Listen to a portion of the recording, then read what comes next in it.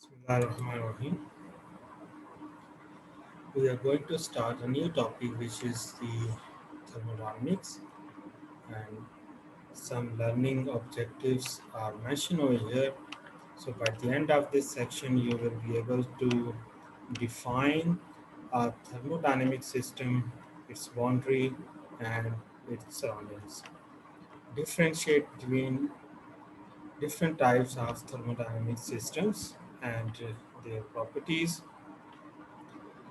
to understand the first law of thermodynamics, its equation, and modification of this equation with the expansion and the contractions. So these are the objective, and you have to understand by the end of the this section. So it will consist of a series of lectures. So one by one, I am going to explain these learning objectives. First, most important thing over here is there are the two different approaches to study the thermodynamics. One is called the macroscopic approach, and other one is called the microscopic approach. So in the microscopic approach, the analysis is done at the molecular level. So by the adding up the behavior of each molecule, analysis can be done. So you are working at the level of the molecular. So this kind of approach is made in the statistical thermodynamics. So there are two types of the approaches, and there are two types of the thermodynamics. And one is the statistical thermodynamics. That means when you study the analysis at the molecular level, that study actually or that approach is made in the statistical thermodynamics. Other one is the macroscopic approach. That means macroscopic mean when you study the bulk of the material, and a quantity of the matter is taken into account for the analysis. So it does not consider matter at molecular level. So that means you are going to consider a bulk material. So that's why it is called the macroscopic approach. And this kind of approach is made in the classical thermodynamics. So this is the differentiation between the statistical thermodynamics and the classical thermodynamics.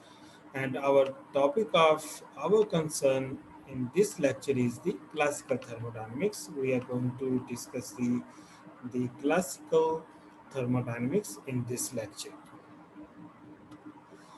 Now I'm going to start very basic concepts of the thermodynamics, right? To start with the definition. So what is the thermodynamic? Thermodynamics mean it is having the combination of two words. One is the thermo, and the other one is the dynamics. So thermo means heat, and the dynamic means motion under the action of force, or simply you can say it is the power. So that is a combination of heat and the power, or the heat. That means simply you can say this is the movement or of heat under the action of the force, or the movement of the heat, that is called the thermodynamics. And this is the definition is given over here. So thermodynamics is the branch of science dealing with the heat or work. Broadly speaking, it is the energy interaction and related changes in the physical properties of the substance. That branch is called the thermodynamics. Or in very briefly, you can say the thermodynamics deals with the laws which govern the transfer of energy from one system to another system. As we had discussed over here, this is the heat, this is the motion or the movement. So this is the actually the transference or the movement of energy from one system to another system, that is called the thermodynamics.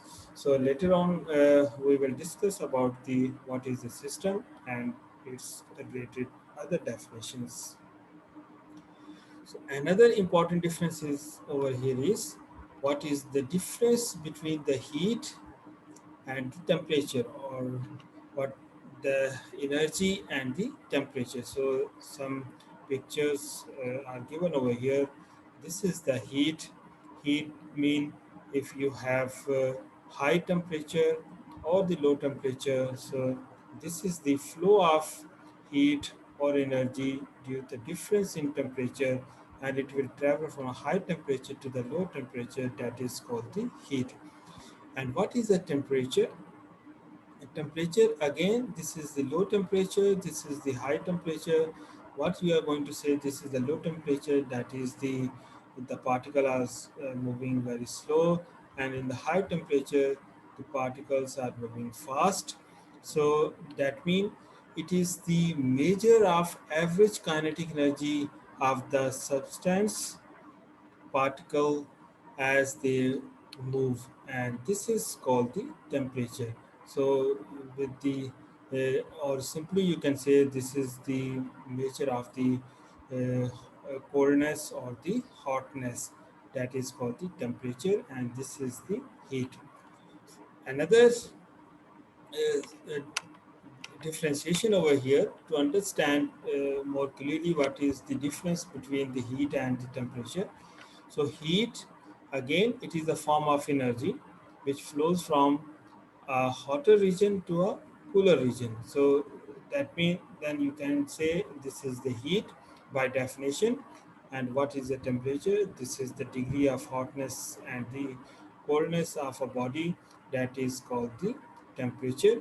And these are the units I mentioned over here. Energy is having the unit in joule, and the temperature is having the unit in Kelvin, Celsius, or the Fahrenheit. So simply when you go to the doctor will measure the temperature, will check the temperature and say this is the 100 Fahrenheit or 102 Fahrenheit. So actually what the doctor is going to do, this is the actually is measuring the hotness and the coldness of the body, and that is called the temperature. So this is not the heat, this is the temperature. So what is the property? Based on the properties, how can we differentiate between the heat and the temperature? And the property is having the heat is having the property to flow from a hot area to a cold area.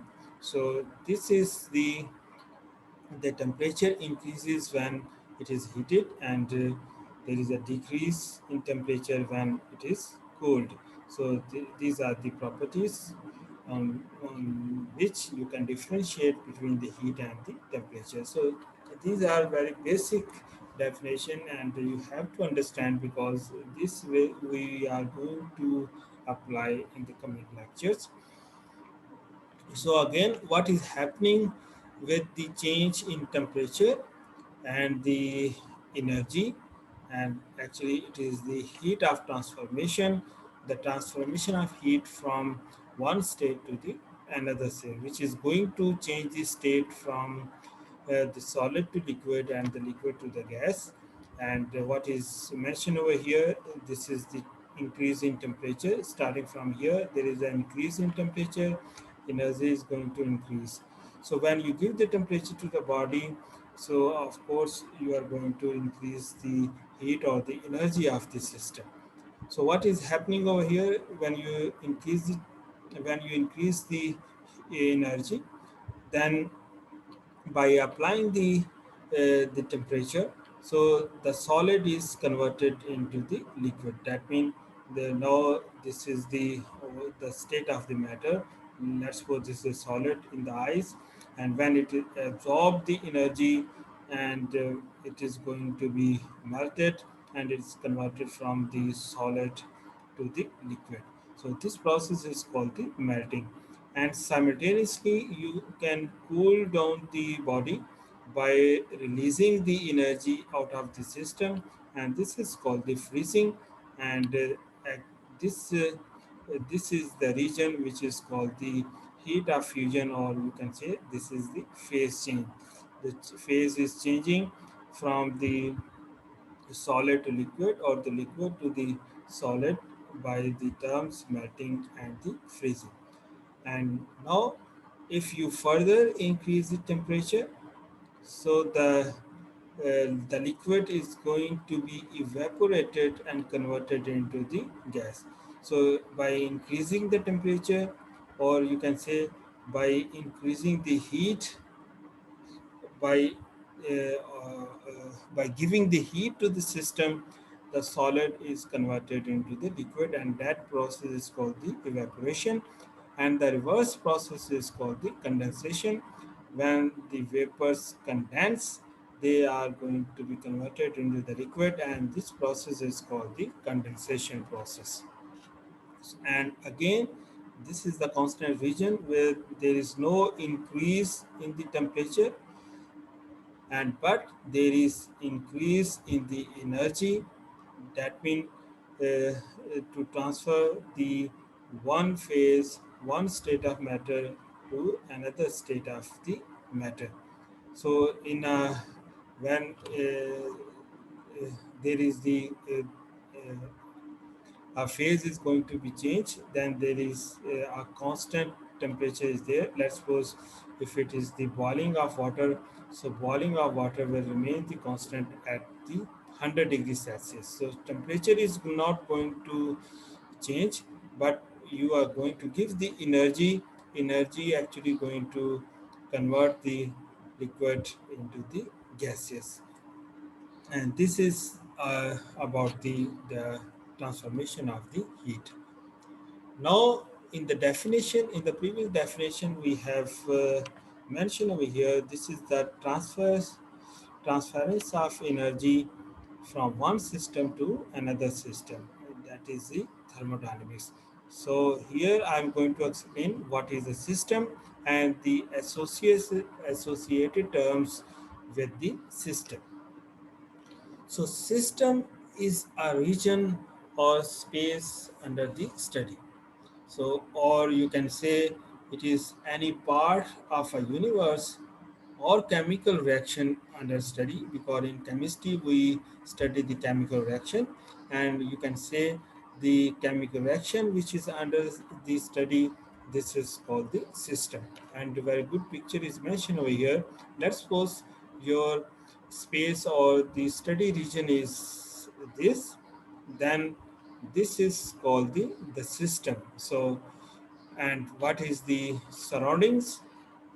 Surrounding is everything external to the system is called the surrounding. So, or simply you can say the region outside the system, uh, outside the boundaries of the system, it is called the surroundings. So what is under study, it is the system, and outside, everything outside, it is called the surrounding. So universe is the system and surrounding together constitute the universe. That means simply it is, let's suppose this is the system. That means the direction you are going to study in this class, this is called the system, and outside this is called the surrounding, and both together, the system and surrounding, this is called the universe. Now coming to the boundary, and boundary between this is the system, and this is the surroundings. And when the system and surrounding is separated by a boundary, and this is called the boundary of the system. That means by this boundary you can differentiate between the system and the surroundings. So this boundary may be a fixed or the movable. In case of fixed, like gas inside a rigid box or in the cylinder, this is the uh, fixed boundary, because this is not going to change the the boundary of the system. And it may be movable, like in this case, this is the system, and outside the system this is the surrounding. And if this is this surrounding is being is having a piston over there, like the piston cylinder arrangement that is mentioned over here. So, with the absorption of the heat or releasing the heat, this piston is going to move. That means now the boundary is movable, this may increase and decrease the system. So you can say that we have the both type of the boundary. One is the uh, fixed and other one is the movable. So this is if you are still unable to understand, let's suppose in a general way, if this is the map of Pakistan, and you can say if your whole area is under study and this region is under study, then the Pakistan is the system, and outside of Pakistan is everything is the surrounding. And if you are going to restrict your system and to study on any one of uh, the the state or the region within the Pakistan, let's suppose now your focus area is this is the Punjab. So this is the system, and outside everything including all these state and the rest of the universe, that is called the surrounding. So I hope you have understood the, the basic definitions between the system, surrounding universe, and the boundary. Now we have three types of this system, and this is very important in the thermodynamics. And one is the uh, closed system. Again, this is the system. Outside the system, everything is the surrounding, and this solid line is giving the boundary of the system, which is going to differentiate between the system and the surrounding. So let's suppose the first type of this system, which is called the closed system. So closed system is simply as mentioned over here, it is going to allow the exchange of energy only, but not the mass. So we are going to differentiate the system based on the mass and the energy. So in the closed system, the energy is going to enter the system as mentioned over here, and energy may be is going to leave the system, and this type of system is called the closed system. So this only allowing and leaving uh, allowing the energy and leaving the energy out of the system, but not the mass cannot enter or leave the system. In this case, this is called the closed system. So what is the open? As mentioned in the definition, that mean open, everything, everything mean we are going to, as we are going to differentiate the system based on the mass and the energy. Mass and energy can enter or leave the system.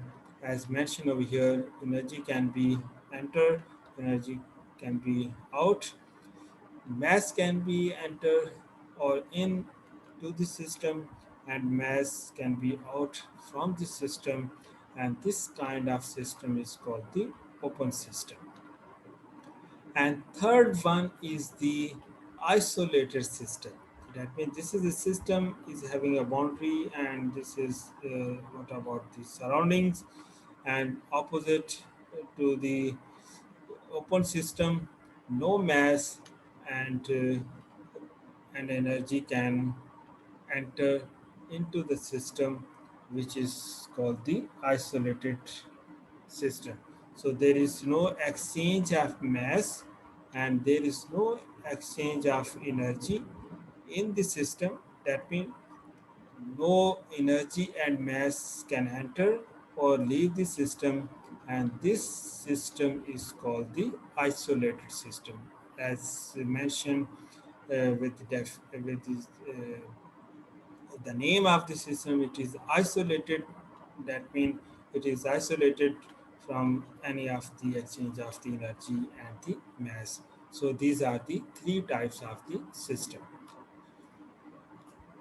Another very basic definition is the state of the system. So you have studied the system, the types of the systems, and now what is the state of the system. And it is also very easy to understand what is the definition of the state of the system. Again, this is the system, and having the boundary, and everything outside the system, it is called the surroundings. And this system actually is differentiated. It is the with the number of moles, or the temperature, or the pressure, or the volume. So state of the system is characterized by a chemical composition with the moles, with the temperature, pressure, and the volume. And this is called the state of the system. So very briefly, the the part of the system which has uniform properties, that mean temperature, pressure, and volume, this is called the state of the system. Again, if you still unable to understand, look at the map of the Pakistan. Let's suppose if this whole map or whole Pakistan is under your study, this is called the system. So you have a federal system, which is having some uniform laws all over the Pakistan. That means uh, this is governed by a system, and this whole region is called a one system. And there are the different states within the system. So how can you differentiate the state? Let's go from the Punjab, from the Sindh from Balochistan, or Balochistan from the Azad Kashmir, or from the Gilgit-Baltistan, or Khyber Pakhtunkhwa. So what is the actually, these are the different states within the system. So each state is also governed by their own laws or the regulations. So the based on this, you can differentiate one state of the system from the other state of the system. So that means one are some rules are the fundamental or the uniform all over the region. That mean in the Pakistan, that's why you call it the system. But within the system, each state is differentiated from the other states based on their uniform properties. That means some laws on which these states are going to govern. So that's why these are called the state of the system. So this is the state of the system. That means any part which is having uniform properties, this is called the state of the system. Maybe state is having different rules regulation as compared to the other state. So but in a general, whole region is having some uniform rules regulations or the properties. That's why, or you can say, this region, whole region is your understudy, and this would be the system, and all of these are the state of the system.